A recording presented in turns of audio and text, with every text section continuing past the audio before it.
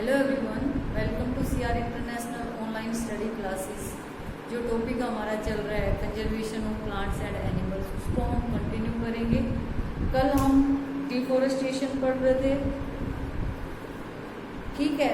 Deforestation के consequences पढ़ेंगे आज हम।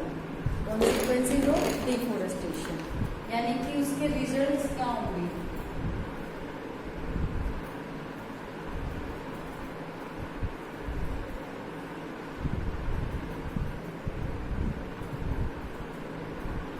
Number 1, it increase the temperature and pollution level of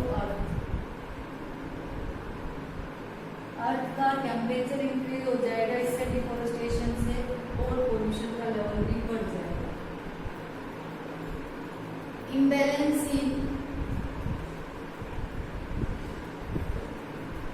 CO2 and O2, carbon dioxide और oxygen के अंदर असंतुलन हो जाएगा। रिड्यूस द सोयल फर्टिलिटी, मिट्टी का उपजाऊपन भी है वो कम हो जाएगा। लीड्स टू ड्राउट, सूखे की सिचुएशन क्रिएट हो जाएगी। Louvers the ground water level,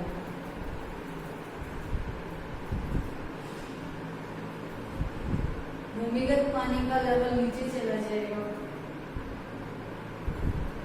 it results global warming, यानी कि पूरे संसार का टेम्परेचर, पूरी अर्थ का टेम्परेचर बढ़ जाएगा। ग्रीन हाउस इफेक्ट प्रोड्यूस होगा उससे। Increases chances of soil erosion, मिट्टी के कटाव के चांसेस बढ़ जाएंगे, ठीक है। Next, it also lead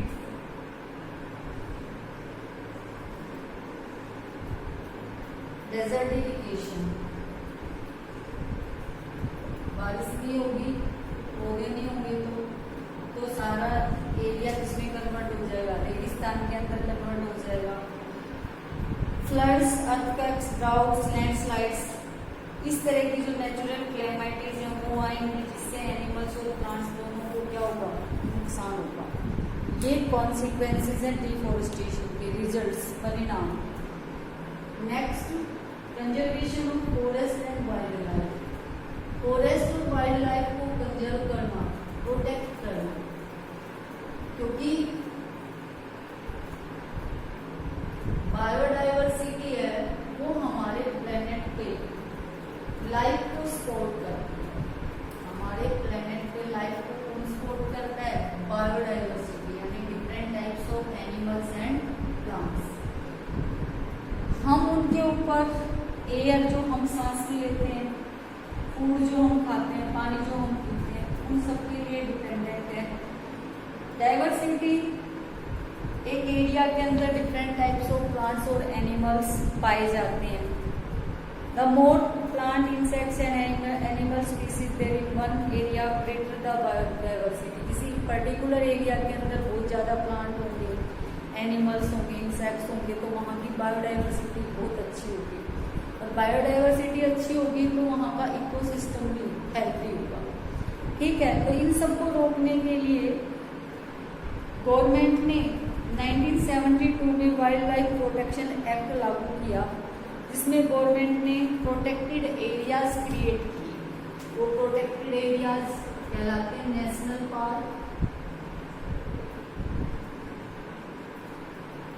parks. Number 2, wild life sanctuaries,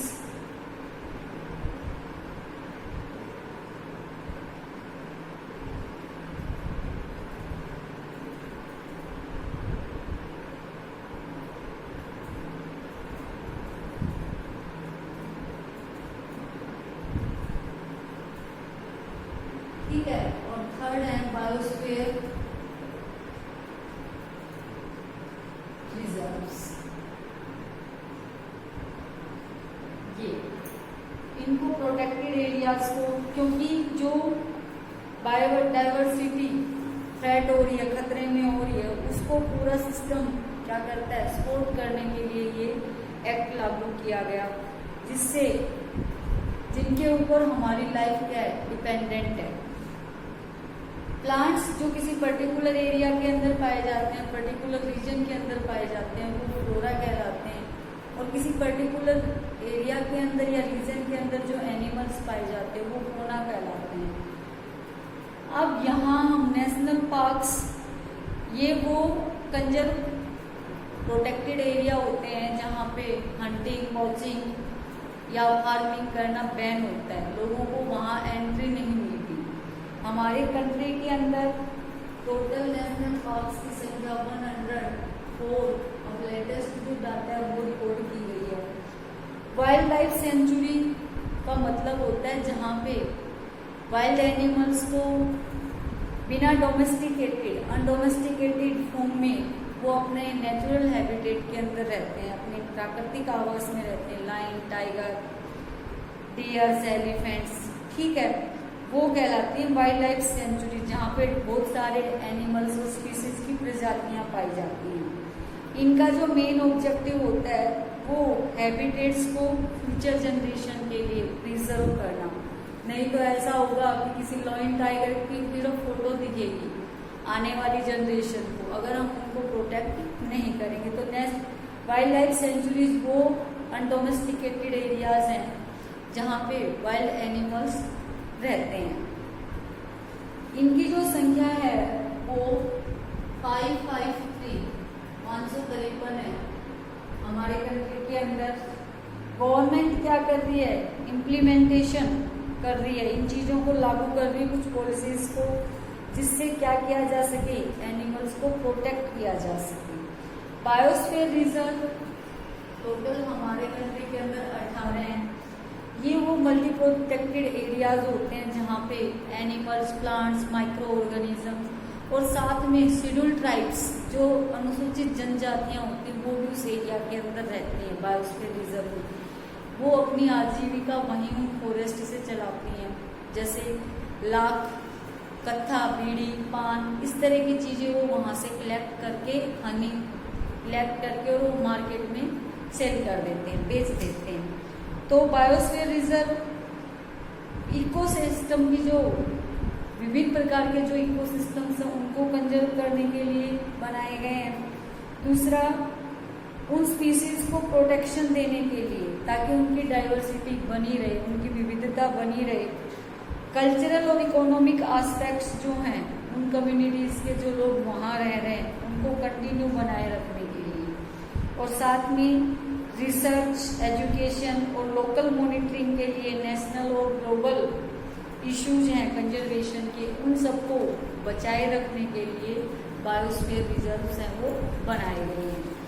national park वो प्रोटेक्टेड एरिया है जिसमें एनिमल्स हैं, वाइल्ड एनिमल्स अपने नेचुरल हैबिटेट के अंदर रहते हैं, लेकिन वहाँ पे ग्रेजिंग, पशुओं की चराई, कल्टीवेशन, खेती करना, फॉरेस्ट्री और free entry of people are prohibited.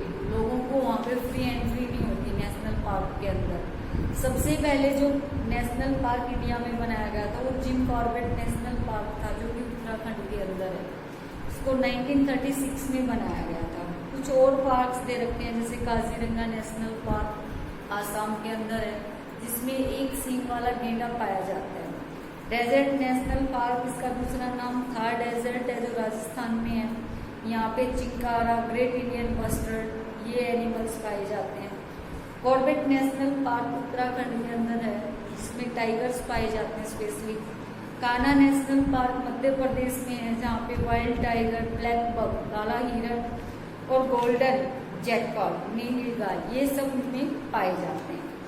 अब वाइल्ड लाइफ सेंचुरीज हमारे कंट्री के अंदर गवर्नमेंट ने क्या किया है, कुछ लॉज लगाए हैं, कुछ नियम लगाए हैं एनवायरनमेंट को और वाइल्ड लाइफ को कंजर्व करने के लिए।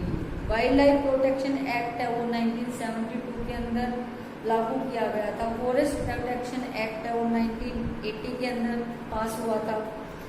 एनवायरनमेंट प्रोटेक्शन एक्ट है वो 1986 के अंदर पास हुआ है। और पशुओं को क्रूरता से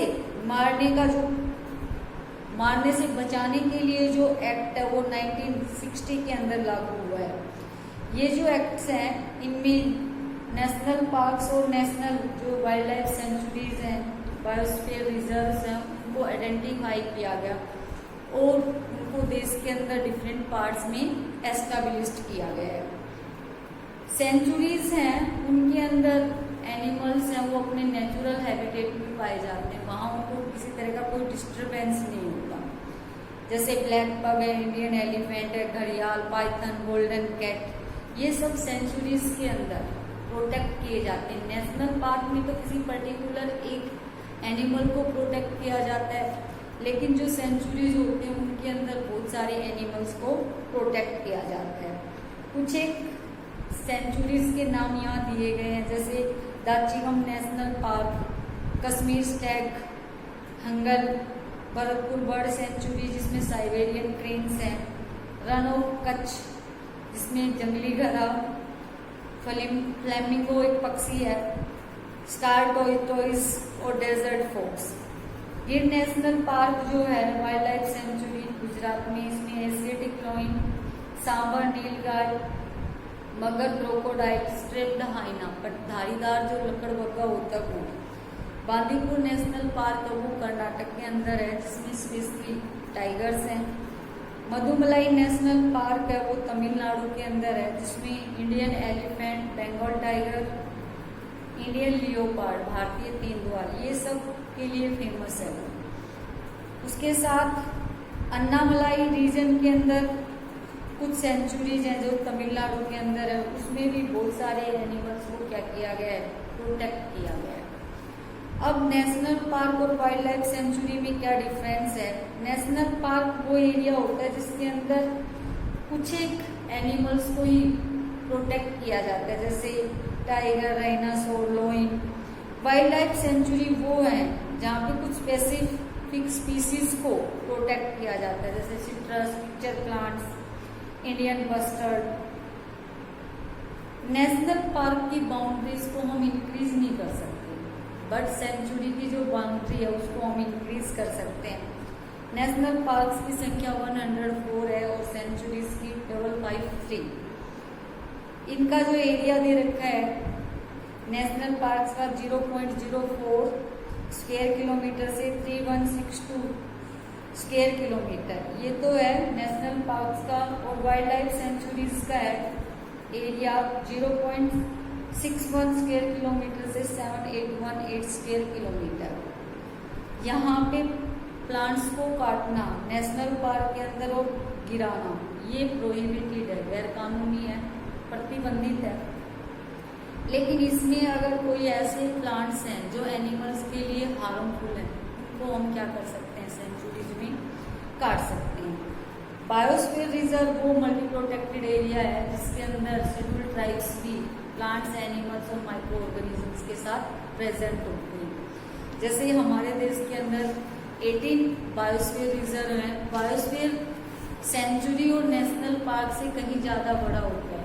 जैसे पंचमढ़ी बायोस्फीयर रिजर्व जो मध्य प्रदेश में है, यूपी में है, उसने 3 डिस्ट्रिक्ट कवर कर रखे हैं, होशंगाबाद, बैतूल और छिंदवाड़ा।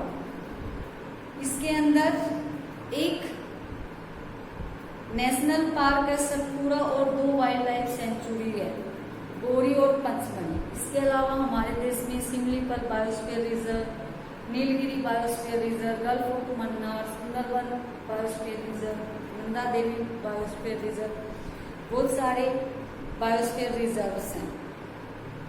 इन साइट्स के ऊपर बोल्ड लेटर्स में लिखा हुआ है world network of biosphere reserves, यानी कि इनको यूनेस्को ने अडॉप्टेड कर रखा है। इनमें किसी तरह की एंट्री है वो प्रोहिबिटेड है, जैसे एनिमल्स को पकड़ना, मारना या फिर प्लांट्स को काटना। ठीक है, आज के लिए इतना ही। Thank you, have a nice day.